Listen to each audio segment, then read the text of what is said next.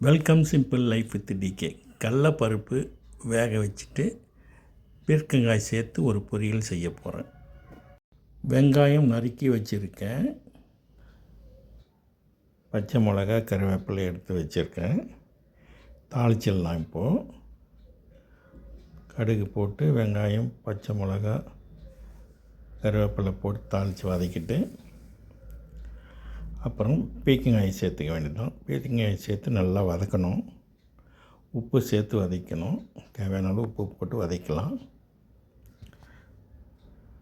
எங்கள் channel like பண்ணுங்கள், share பண்ணுங்கள், சப்ஸ்கிரைப் பண்ணுங்கள்.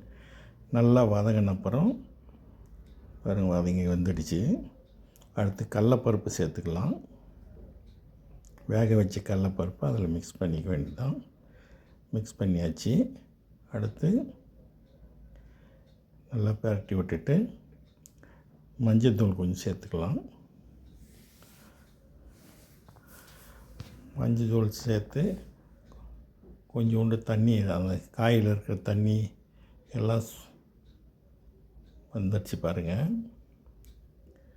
காயில் இருக்கிற தண்ணி எல்லாம் வருது. காய் அப்படியே வேகுது. தண்ணி தேவைன்னா லைட்டாக போட்டு தெளிச்சிக்கலாம்.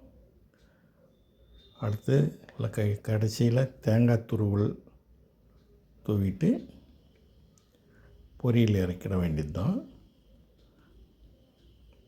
பீர்க்கங்காய் பொரியல் உடம்புக்கு சத்து நிறைந்த பீர்க்கங்காய் பொரியல், நார் சத்து மிக்க பொரியல். அடிக்கடி சாப்பிட்றது ரொம்ப நல்லது.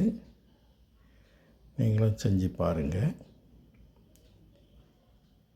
இந்த மெத்தட்லையும் செய்யலாம். சுவையான பீர்க்கங்காய் பொரியல். நன்றி, வணக்கம், பை பை.